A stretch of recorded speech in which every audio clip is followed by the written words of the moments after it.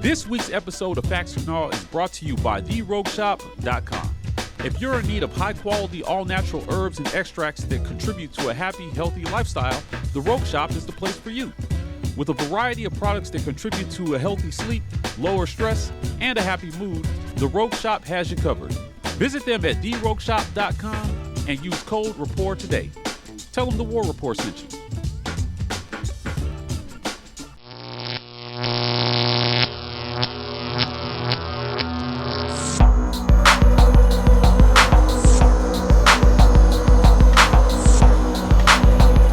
What's up, War Report family? We are back for another great edition of Facts or Null.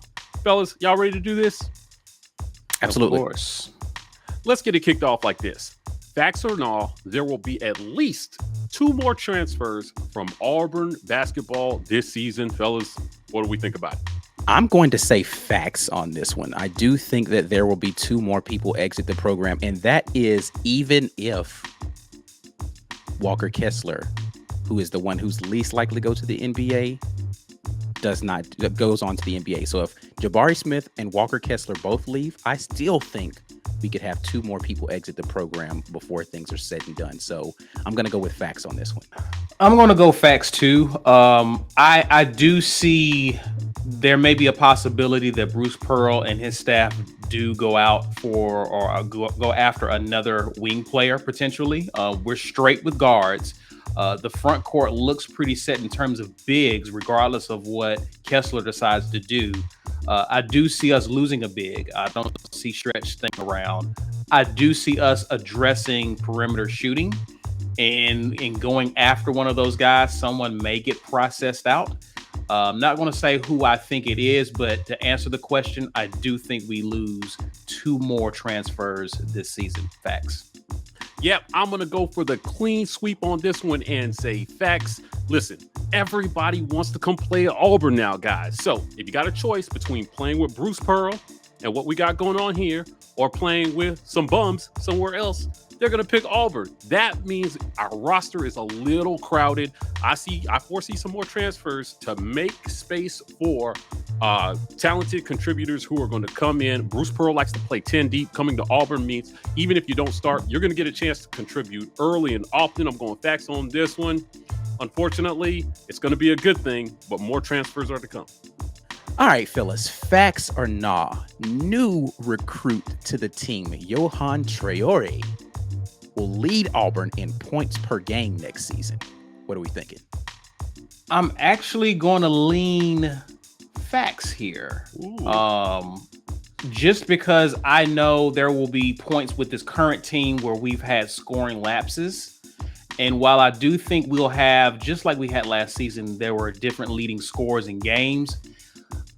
Auburn's going to need someone who can go get buckets. And given his skill set, what he can do in the interior and in the paint, having guys like Wendell who can hit threes, hit the jumpers from outside, I think he can go get us 2 points when we need them, especially to stop other teams scoring runs against us. And so I think you couple that, him bringing him along like we did Jabari. I don't see him averaging a lot because some of our players average 12, 11, the other guys. I see him averaging maybe 13 or 14 a game, which if everyone continues to average the same, he would be the leading scorer in points per game. So I'm going to go facts barely, but I think he does it.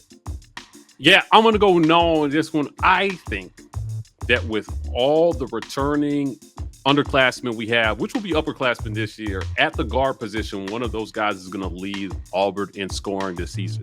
Now, we were very uneven in terms of scoring from that position. With another year of experience under their belt at the guard position, I expect somebody like Wendell Green to possibly lead Auburn in scoring. So I'm going now on this one. I think he'll be a great contributor, but I see somebody shooting lights out from the guard position next season and leading Auburn in scoring.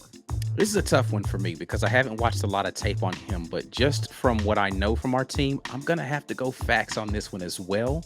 If he plays the minutes, he's going to get the points. The way that this system works is that if we're going to continue with the pick and roll, he's going to be involved in that a lot, regardless of who's playing the 5 spot, because likely he will be at the 4.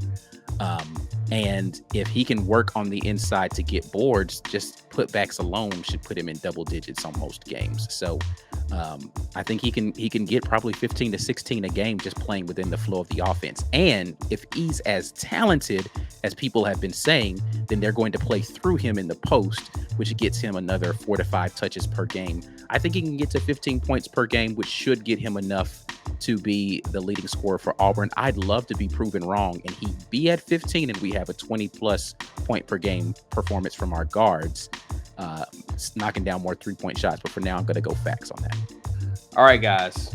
8 days around the corner, so facts or nah, every QB that plays in the 8-day game throws at least a touchdown. What do you think? Get ready for your sunshine pump moment. I'm going facts on this one, guys. We know TJ's going to throw a touchdown in 8-day. Robbie Ashford is going to throw a touchdown in 8-day. Holden Garner is going to throw a touchdown in 8-day. This is the new era of Brian Harsin football on the Plains. I think that with a year of the system being established, expectations being set, and development actually being a thing at that position, that you're going to see all these guys throw touchdowns in 8-day. So it's not unheard of to think that we are taking steps forward at that position. I'm going facts on this one. Everybody throws a TD. I'm going to say nah on this one because I'm giving it to the defense to shut down whatever they trying to do over there on that offense. The defense is going to come out here balling, and they're going to keep them out of the end zone through the air. At least one of those guys is going to walk away with no touchdowns through the air. Now, their unit might score, might get a rushing touchdown, but they're not letting everybody step on that field and get a passing touchdown from this defense.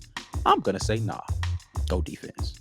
I have the tiebreaker. I'm going to go nah here as well. And the reason why I'm going nah is you got to remember this team has been hit with the injury bug. So some of the people we're expecting to move the ball in spring aren't going to be there to help these quarterbacks out. Also, you're dealing with depth issues along with the O-line. Could be a rough outing for some of these guys. I think they do have some success. I would expect to see some of these QBs throw touchdowns, but I don't think everyone is going to have a good chance at it in this game. So I'm going to go nah, just a conservative pick. I think some people will have it rough than others, depending on who they're matched up against on the defensive side of the ball. It's a nah here. Well, guys, it's time for our RogueShop.com fan question of the week. This week's fan question comes from our guy Stuart Donald on Twitter, and he asks, facts or nah, Auburn will be splitting place kicking duties this year with Carlson handling PATs and field goals while McPherson does kickoffs. Fellas, what do we think about this one? I'm going to go nah here. I think the past few kickers, Auburn has actually redshirted. Now, I've heard great things about this McPherson kid, and he has an incredible leg on him.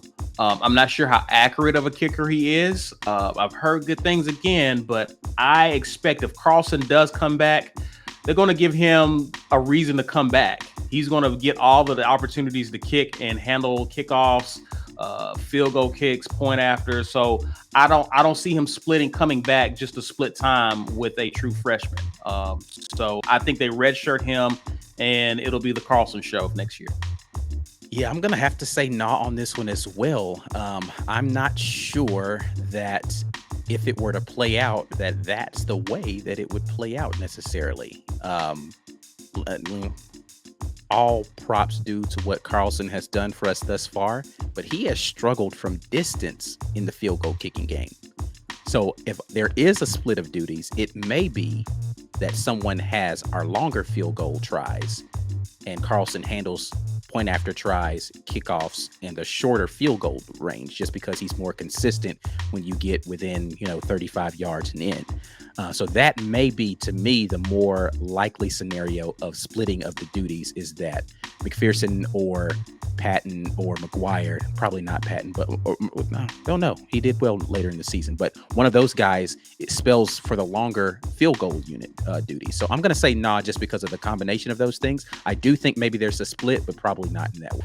Yeah, I'm going to go now on this one. I think that Evan McGuire actually performed well on kickoff duties last year. I'm not sure why you throw a true freshman into the mix unless he is heads and tails better than what you have. If you have experience at that position, I'm not sure I'm rolling the dice. I know that like Ike said, Carlson didn't do great last year in longer field goal situations, but I still think he's your most experienced kicker. So unless Evan McPherson is just bomb.com, I don't see it happening. I think that it is the Carlson and McGuire show. Field goals, kickoffs, that's the way it's going to be. Deal with it.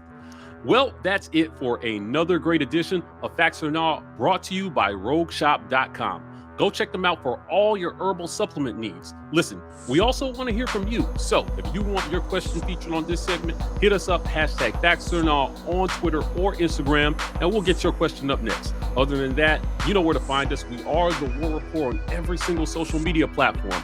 TW Report on TikTok. Guys, we're signing off, and as always, War Eagle. War Eagle.